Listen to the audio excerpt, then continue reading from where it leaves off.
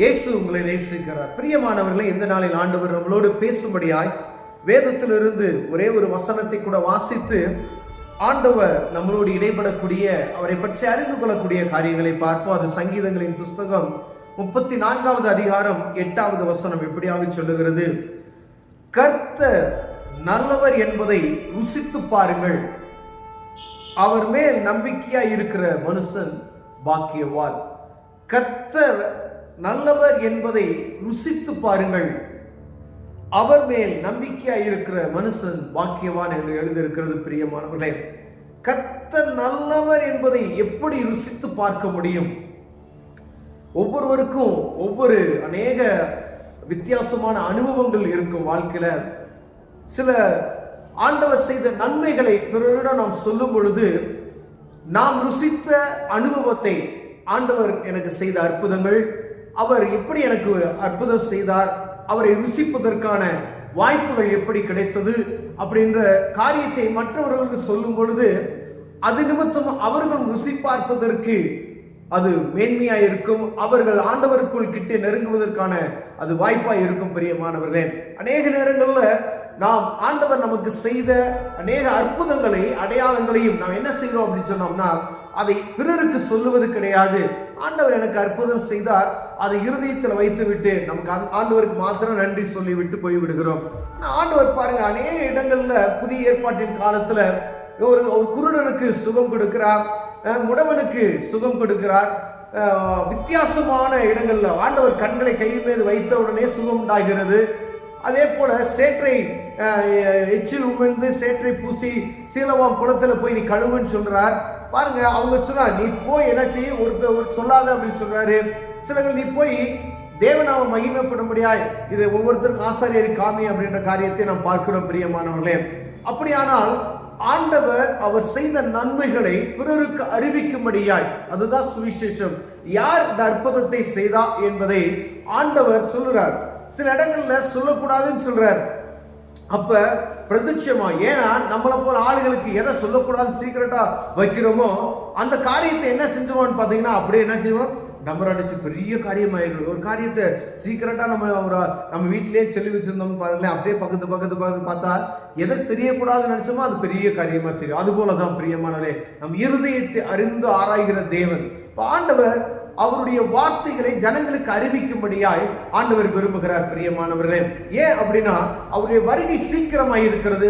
எல்லா மனிதனும் அவரை ருசித்துக் கொள்ள வேண்டும் என்பதற்காய் இந்த வசனத்தை எழுதி வைத்திருக்கார். அவர் நல்லவர் என்பதை ருசித்து பாருங்கள். ஒருவேளை நம்ம அடிக்கடி சொல்லுகிற பிரகாரம் ஒரு பழம் இருக்குன்னு வச்சுக்கோங்களேன், அந்த பழத்தை அதை ருசித்து பார்த்ததான். ஒருவேளை பார்த்துக்கிட்டே இருக்கிறாங்க, யாரோ சொல்றாங்க, அதை கேட்டுக்கிட்டே இருக்கும். இல்லை நம்ம வீட்டில் அந்த பழம் இருக்கிறது, ஆனால் அதை ருசிப்பதற்கு நமக்கு வாய்ப்பு இல்லை. அதை பார்த்து கொண்டே இருந்தால் மாத்திரம் போதாது. ஒரு ஆரஞ்சு பழம் இருக்கு அப்படின்னு வச்சுக்கோங்களேன், இந்த ஆரஞ்சு பழத்தை வீட்டில் நம்ம ஃப்ரிட்ஜில் வச்சுருக்கோம், அதை பார்த்துக்கிட்டே இருக்கும். ஆனால் மற்றவங்களாம் சாப்பிட்றாங்க, ஐயோ இது ரொம்ப அழகா இருக்கு, ரொம்ப டேஸ்டா இருக்கு, இது பார்ப்பதற்கு மட்டும் அழகல்ல, இதோடைய இந்த இனிப்பு இவ்வளவு இன்பமா இருக்கிறது என்பதை அவர்கள் சொன்னால் மாத்திரம் நம்ம கேட்க முடியும்.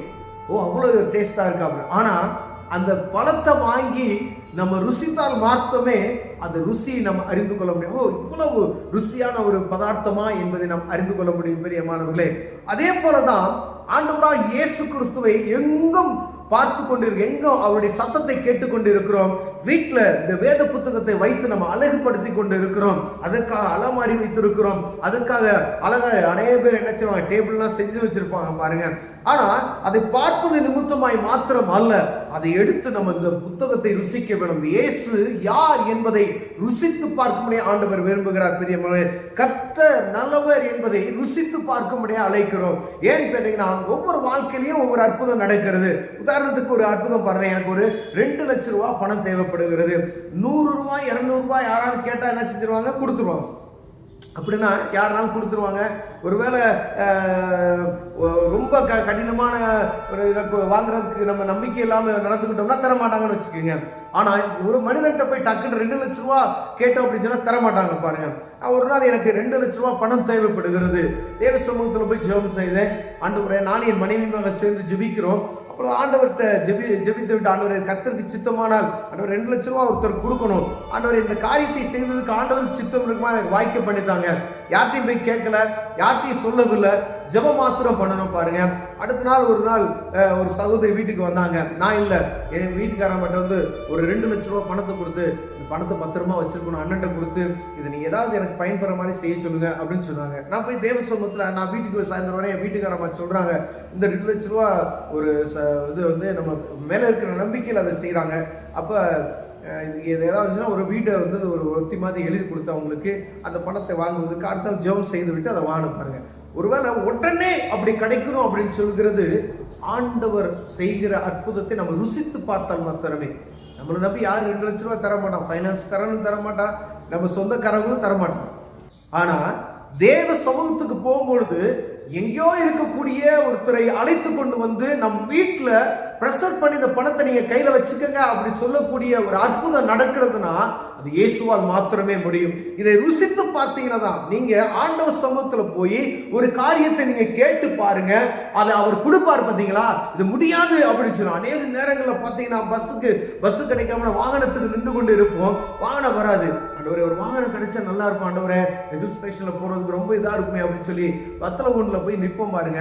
கரெக்டா ஒரு வண்டி நமக்காண்டி அனுப்புன மாதிரி கரெக்டா வந்து ஏற்றிட்டு போவாங்க. இதெல்லாம் அற்புதம். இதை ருசிச்சு பார்த்தோம்னா தான் ஆண்டவர் செய்கிற அற்புதம். ஒரு ஜெபம் பண்ணி முடித்து 5 நிமிஷத்துல ஒரு வண்டி வரும், அழகா ஏற்றிட்டு வருவாங்க. யாருன்னே தெரியாது, எப்படியாவது ஏற்றிட்டு வந்துருவாங்க.